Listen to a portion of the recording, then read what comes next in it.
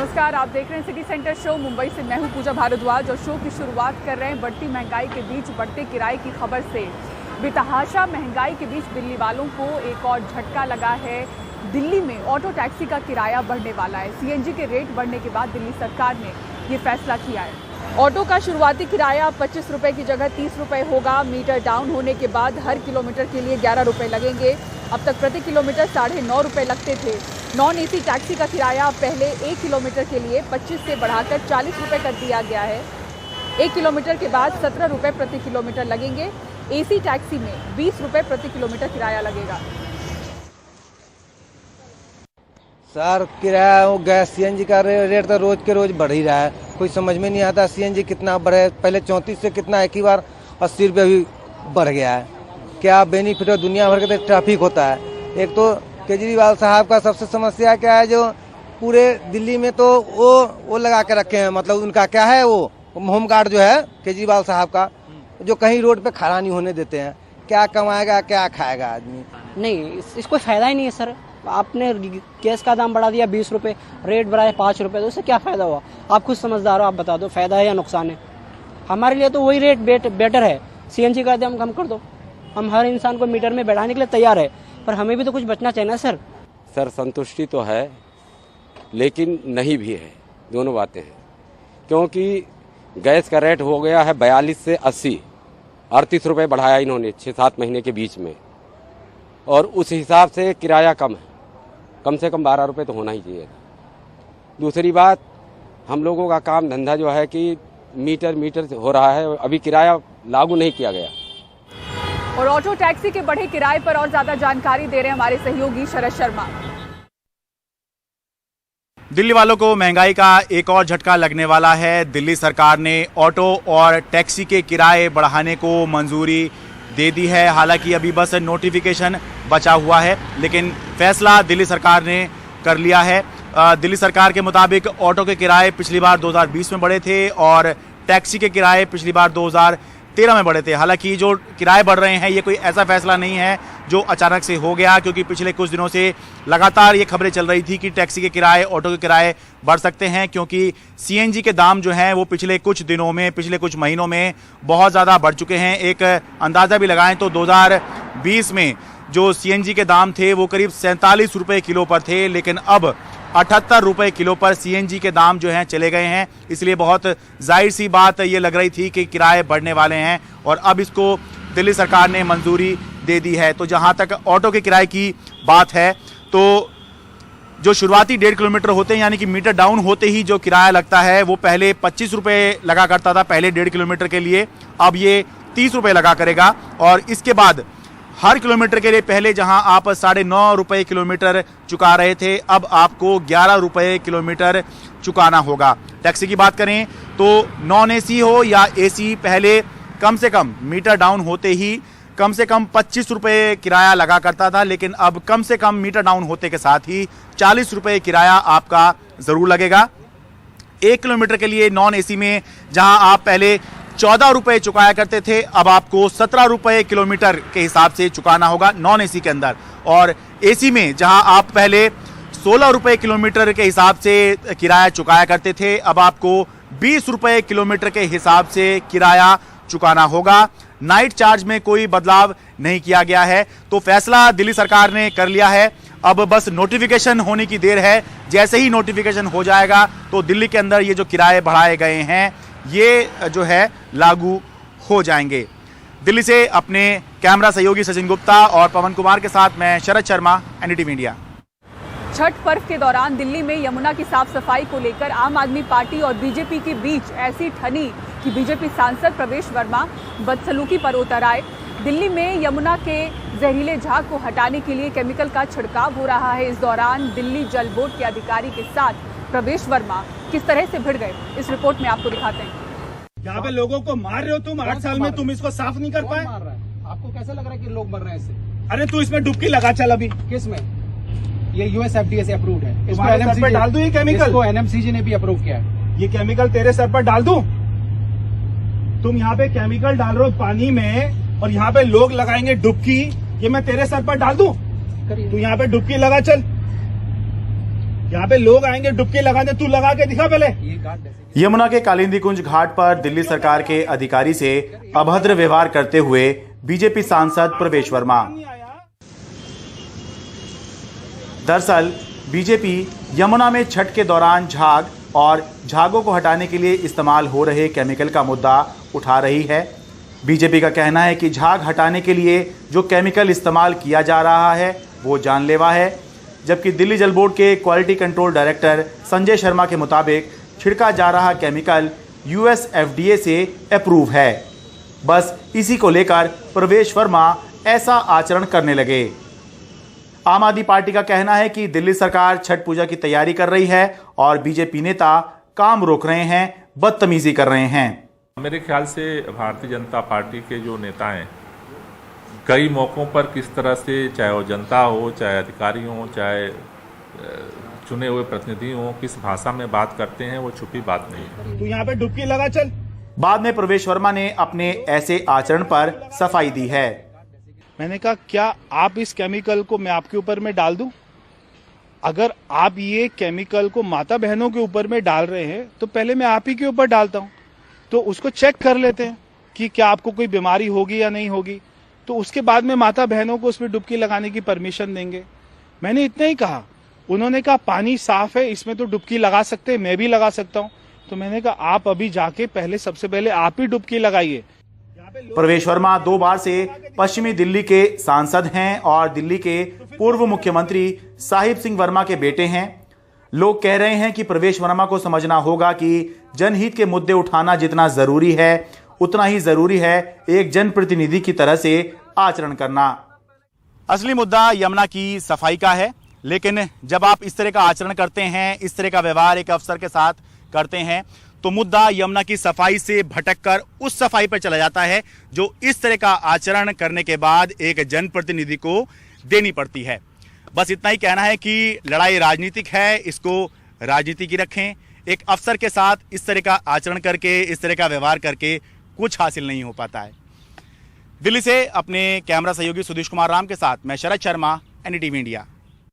और छठ पूजा के दौरान हर साल की तरह इस साल भी ट्रेनें यात्रियों से खचाखच भरी नजर आ रही हैं। पांव रखने की जगह नहीं है और फ्लाइट की कीमत भी 3 से 4 गुना बढ़ चुकी है। ये रिपोर्ट देखिए। 27 साल के ऋषि श्रीवास्तव दिल्ली एयरपोर्ट पर स्पाइस जेट के काउंटर से दरभंगा का टिकट लेकर निकले हैं। अमूमन दिल्ली से दरभंगा का टिकट 4000 से 5000 का होता है, लेकिन आज की एक टिकट के लिए ऋषि को 17,000 रुपए देने पड़े हैं। छठ पूजा पर घर पहुंचना है तो किसी तरह टिकट खरीदा है।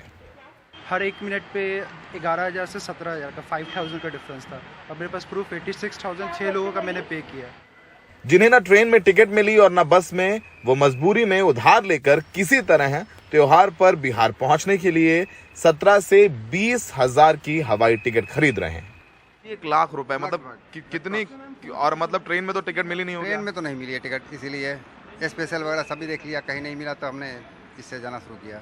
त्योहार में घर पहुंचने रहे, क्या कहना चाहेंगे सरकार के जो लोग सुन रहे हैं आपको? जो इस तरह का रेट का जो है, हम लोग का नहीं रहते हुए भी दूसरे तीसरे से पैसे लेकर ही हमने टिकट बनवाया है, क्योंकि जाना जरूरी है। फर्स्ट पर्व महत्वपूर्ण है।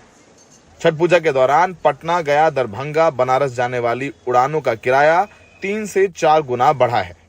28 तारीख को दिल्ली से गया की टिकट 16,000 की, दिल्ली से दरभंगा की टिकट 18,000 रुपए की, दिल्ली से पटना की टिकट 17,800 रुपए की, दिल्ली से वाराणसी की टिकट 17,000 रुपए की है। 29 तारीख को दिल्ली से दरभंगा की टिकट 13,000, दिल्ली से गया की 10,000, दिल्ली से पटना की 10,000 और दिल्ली से वाराणसी की टिकट 9,000 रुपए है। आम दिनों में ये किराया अधिकतम 5,000 रुपए होता है। डायनेमिक फेयर्स हैं, यानी जितनी मांग होगी उतना ज्यादा फ्लाइट्स का किराया होगा, तो कैसे घर जाएंगे? तो सरकार को कुछ करना चाहिए, इस डायनेमिक फेयर पर कैपिंग करनी चाहिए ताकि लोग खुशी से अपने घर जाएं। ये तस्वीरें नई दिल्ली रेलवे स्टेशन की हैं, जहां ट्रेनों में सीट तो सपना है, खड़े होने की भी जगह नहीं, और जिनके पास पैसे हैं उनके लिए भी फ्लाइट की टिकट लेना महंगी खीर साबित हो रहा है। दिल्ली से सौरभ शुक्ला की रिपोर्ट, NDTV इंडिया। और वेदांत फॉक्सकॉन प्रोजेक्ट के बाद अब टाटा एयरबस प्रोजेक्ट गुजरात पहुंच चुका है। महाराष्ट्र में ये प्रोजेक्ट्स आने वाले थे, ऐसा दावा करते हुए विपक्ष राज्य सरकार पर हमलावर है, क्योंकि इन प्रोजेक्ट से लाखों नौकरियां महाराष्ट्र को मिलने वाली थी। अब ये सौगात गुजरात पहुंच चुकी है। इसी के साथ ही उद्योग मंत्री उदय सामंत के बदलते बयान की वजह से उनके इस्तीफे की मांग भी खड़ी कर चुके हैं। महाराष्ट्र की एकनाथ शिंदे फडणवीस सरकार को 1.5 महीने में ही दूसरा झटका लगा है। 1.5 लाख करोड़ रुपए वाले वेदांत फॉक्सकॉन प्रोजेक्ट के बाद 21,900 करोड़ रुपए का टाटा एयरबस प्रोजेक्ट भी गुजरात की झोली में जा चुका है। इस प्रोजेक्ट से गुजरात में हजारों लोगों को रोजगार मिलने की उम्मीद है, लेकिन महाराष्ट्र के लिए इसे झटका माना जा रहा है। महाराष्ट्र के इंडस्ट्रीज मिनिस्टर उदय सामंत ने सितंबर में बयान दिया था कि भले ही वेदांत प्रोजेक्ट राज्य के हाथ से निकल गया हो, लेकिन टाटा एयरबस प्रोजेक्ट नागपुर में स्थापित होगा। अब सफाई दे रहे हैं। ये सब गलत है, ये सिर्फ राजनीति है। 21 सितंबर 2021। और इस वक्त ये बड़ी खबर दिल्ली से है, जहां इंडिगो की एक फ्लाइट में चिंगारी निकलने की सूचना के बाद उसे दिल्ली हवाई अड्डे पर ही रोक लिया गया है। ये जो फ्लाइट है वो दिल्ली से बेंगलुरु जा रही थी। इंडिगो की फ्लाइट है 6E2131, जिसमें चिंगारी के बाद उसे दिल्ली हवाई अड्डे पर ही रोका गया है। सोशल मीडिया पर ये जो तस्वीरें हैं वो काफी वायरल होने लगी, काफी शेयर किए जाने लगे। इन वीडियो में आप देख सकते हैं कि फ्लाइट उड़ने के लिए तैयार होती है, वैसे ही उसमें आग की चिंगारी निकलने लगती है। लेकिन गनीमत रही कि ये उड़ान भरे उससे पहले ही ये लोगों को जानकारी मिली और एक बड़ा हादसा होने से टल गया, जहां इसे हवाई अड्डे पर ही रोक लिया गया है। तो इस वक्त की बड़ी खबर और ये तस्वीरें आप दिल्ली से देख सकते हैं, जहां हवाई अड्डे पर ही इंडिगो की इस फ्लाइट को जिसमें चिंगारी निकली 6E2131, उसे वहीं पर ग्राउंडेड रखा गया। और इस वक्त इसी खबर पर ज्यादा जानकारी के लिए रुख करते हैं सौरभ शुक्ला, हमारे सहयोगी बने हुए हैं। सौरभ, क्या सभी यात्री और चालक दल सुरक्षित हैं?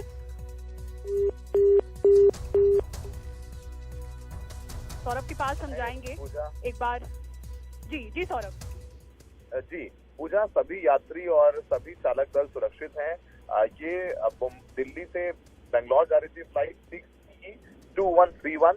जब ये प्लेन टेक ऑफ करने वाला था, रनवे पर शुरू ही हुआ था, तभी जो दाहिने तरफ का इंजन है विंग के नीचे, उसमें चिंगारी उठी और हल्की सी आग लगी, जिसके बाद तुरंत प्लेन को रोक दिया गया। और इस वक्त जो जानकारी है वो यही है कि किसी के भी घायल होने की खबर नहीं है।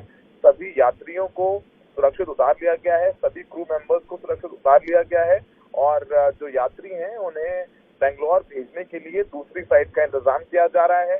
जो भी तकनीकी समस्या आई इंजन में जिससे ये चिंगारी उठी है, उसकी जांच की जाएगी। तो शुरुआती जानकारी यही मिल रही है। लगभग 9:45 रात की घटना है, 9:45 के लगभग करीब ये घटना हुई है और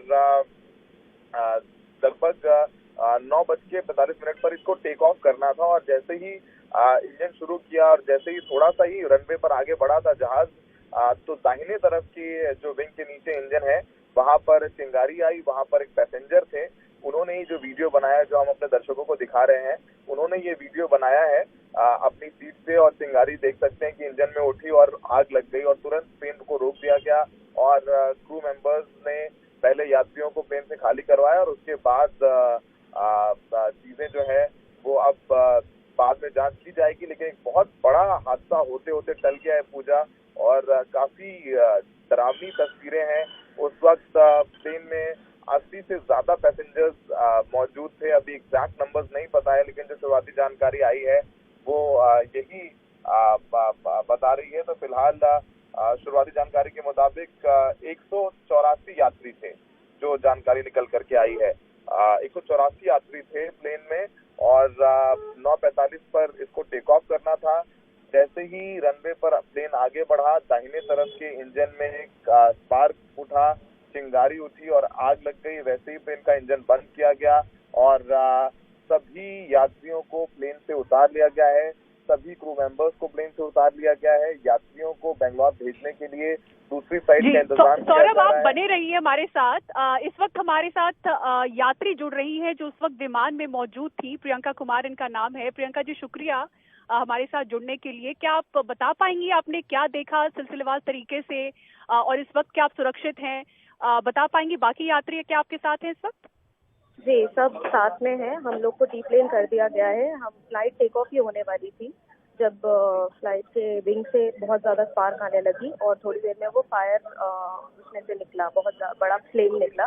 बट इमीडिएटली पायलट ने प्लेन को रोक दिया था और एयरक्राफ्ट क्रू उस समय तैनात हो गई। पहले उनको नहीं समझ आया बट फिर वो तैनात हो गई, सबको पैनिक करने से रोका बिकॉज सब खड़े हो रहे थे। एंड अब हमें डीप्लेन कर दिया गया है।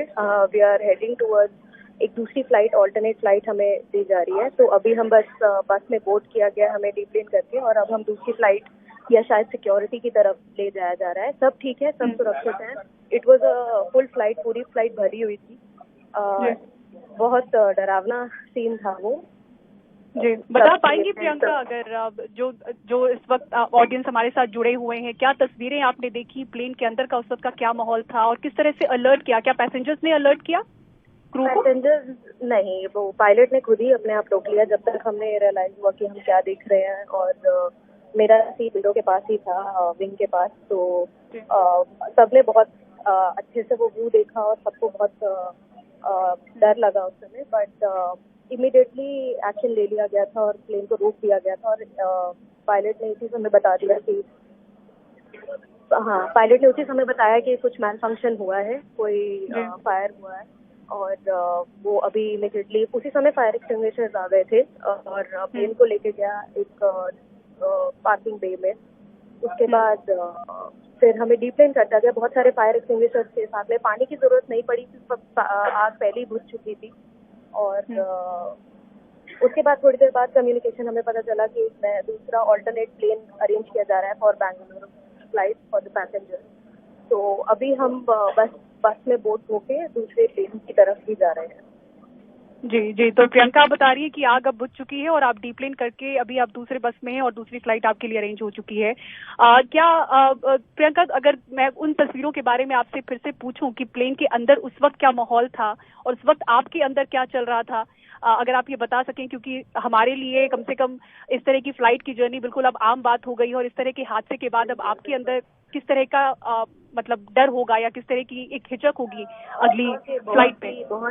जी बिल्कुल डरावना माहौल था और समझ नहीं आया पहले तो कि ये हुआ क्या और क्या ये नॉर्मल है या नहीं है, क्योंकि एकदम से आप देखते हो और आपको लगता नहीं, आप एक्सपेक्ट नहीं करते ये सब। इमीडिएटली बहुत लोग काफी ओल्ड मतलब लोग हैं थे प्लेन में, तो काफी लोग अपना पूजा पाठ करना शुरू कर दिए। बट सिचुएशन उतनी खराब नहीं हुई जितना अगर आप सोच सकते हैं। और मतलब कुछ सेकंड्स के अंदर ही सब काम डाउन हो गए and plane was taken away, वहां से हटा दिया गया था प्लेन रनवे से, क्योंकि रनवे पे था प्लेन उस समय। और उसके बाद उस समय वो कुछ 10-15 सेकंड का बहुत डरावना सीन था। बट उसके बाद सब सिचुएशन कंट्रोल में थी और जब पायलट ने बता दिया कि सब ठीक है, सब अंडर कंट्रोल है, तो सब बेटर हो गया। एंड हमें बता दिया गया था कि ये वाला फ्लाइट अब टेक ऑफ नहीं कर सकता बिकॉज मैल फंक्शन हुआ है इसमें। तो वो सीन बहुत खराब था देखने में, because it's not something that you will expect. But सब सेफ थे, सब कंट्रोल में था, ये बहुत अच्छी बात थी। पायलट ने बहुत मतलब बहुत ही सही टाइम पे प्लेन को रोक दिया। अगर थोड़ा भी और डिले होता तो फ्लाइट टेक ऑफ हो जाती। जी प्रियंका, किस टर्मिनल पे हैं आप, ये जानकारी दे सकती हैं, 1 या 3? टर्मिनल 2 पे हम फ्लाइट थी हमारी, टर्मिनल 2 से अब हमें टर्मिनल 1 पे लाया गया है। अभी आप टर्मिनल 1 पे लाई गई। तो आपके साथ आप बता पाएंगी लगभग कितने पैसेंजर्स होंगे और क्या सभी उस फ्लाइट से अब जा रहे हैं बैंगलोर? हाँ, सब मोस्टली बैंगलोर के लोग थे, तो सबको अल्टरनेट फ्लाइट ही चाहिए थी। और it was a full flight, कोई भी एक ऐसा नहीं था कि खाली सीट थी। It was full. मैं नंबर तो एग्जैक्टली नहीं बता पाऊंगी। जी बिल्कुल। हाँ जी, ओके। और आप बता रही है कि आपकी नजर में जितने भी वहाँ पर यात्री थे, किसी को भी किसी तरह की कोई इंजरी नहीं हुई है, सब लोग बिल्कुल सुरक्षित थे? कोई इंजरी नहीं, बिल्कुल सुरक्षित थे। जो प्लेन को रोका भी गया वो स्पीड में था काफी, बट बहुत ही स्मूथली रोका गया और बहुत ही इमीडिएट पायलट का रिस्पॉन्स था अबाउट क्यों रोका गया है और क्या हुआ है। क्योंकि अगर वो हल्का सा, जैसा मैं बता रही हूँ, अगले 2-3 सेकंड में फ्लाइट टेक ऑफ ही हो जाती। बिल्कुल समय पर बहुत बड़ा हादसा टला। बहुत बहुत शुक्रिया प्रियंका और हैव अ सेफ फ्लाइट। अपना ख्याल रखें और हमारे साथ जुड़ने के लिए, तमाम जानकारी देने के लिए बहुत बहुत शुक्रिया। और अब रुख करेंगे मुकेश सिंह सेंगर हमारे साथ हैं और एक बार फिर से दर्शकों को बता दें जो हमारे साथ इस वक्त जुड़े हैं। एक बड़ा हादसा दिल्ली हवाई अड्डे पर होते होते टला है। इंडिगो की फ्लाइट 6E2131 जिसमें चिंगारी निकलने के बाद उड़ान से बस कुछ सेकंड्स पहले जैसे ही इंजन को स्टार्ट किया पायलट ने, वैसे ही उसमें चिंगारी आई, उसे समय पर रोका गया, उड़ान समय पर रोका गया, नहीं तो बहुत ही बड़ा हादसा हो सकता था। और बताया जा रहा है कि 184 यात्री इस वक्त मौजूद थे इस फ्लाइट के अंदर और इसी पर जानकारी लेंगे। मुकेश, कितने यात्री थे? और जैसा कि प्रियंका जो यात्री उस वक्त मौजूद थी वो बता रही है किसी को भी कोई इंजरी नहीं हुई है और उनके लिए दूसरी फ्लाइट अरेंज कर दी गई है, और क्या जानकारी आप निकाल पा रहे हैं? देखिए, ये फ्लाइट जो है 2131 है इंडिगो की, जो कि 9:45 पे बेंगलोर के लिए टेक ऑफ करने वाली थी। लेकिन जैसे ही टेक ऑफ उड़ान भरने को थी उसी वक्त अचानक से ये जानकारी मिली है कि इंजन से अचानक से स्पार्क शुरू हुआ और जो लोग बैठे हुए थे उन्होंने अपने मोबाइल से इसको शूट किया और उसके बाद ये टेक ऑफ करने के पहले इसको रोक लिया गया और जो सुरक्षित एरिया है वहां पर इसको ले जाया गया। पूरे एयरपोर्ट में फुल इमरजेंसी को डिक्लेयर किया गया और उसके बाद जो सभी यात्री थे, करीब 184 इसमें यात्री थे, उनको बाहर निकाला गया। बाकी क्रू मेंबर्स थे उनको भी सेफली बाहर निकाल लिया गया है। तो जो पैसेंजर्स थे उनको सेफली बाहर निकालने के बाद अब उनके लिए टर्मिनल T1 से दूसरी फ्लाइट की व्यवस्था की जा रही है। लेकिन जब ये पूरी घटना हुई, ये महज 10 से 12 सेकंड के बीच में हुआ है और उस वक्त जो लोग इस फ्लाइट में बैठे हुए थे वो काफी घबरा गए थे और उनको लगा कि शायद फ्लाइट में आग लग गई है, क्योंकि लगातार स्पार्क हो रहा था अंदर से। लेकिन फ्लाइट को कोई बहुत ज्यादा नुकसान नहीं हुआ है। जो इंजन के आसपास का इलाका है वहाँ स्पार्क हुआ था और बाद में उसको कंट्रोल कर लिया गया, क्योंकि एयरपोर्ट पर फुल इमरजेंसी डिक्लेयर कर दिया गया था। तो अभी जो जानकारी मिली है उसके हिसाब से जो इसमें यात्री सवार थे 184, उन सभी को फ्लाइट से निकालकर उनके लिए दूसरी फ्लाइट की व्यवस्था की जा रही है और उनको बेंगलोर भेज दिया जाएगा। फिलहाल आग लगने की वजह क्या है, जो स्पार्क हुआ वो क्यों हुआ, इंजन में क्या फॉल्ट था, इसकी टेक्निकल जांच जो इंडिगो है उसकी तरफ से की जाएगी। साथ में DGCA ने भी इस पूरे मामले में जांच के आदेश दिए कि आखिर ये पूरी घटना कैसे हुई कि टेक ऑफ करने के पहले ही इंजन में स्पार्क होने लगा। तो इसको लेकर अभी DGCA अपनी तरफ से पूरी मामले की जांच करवाएगा।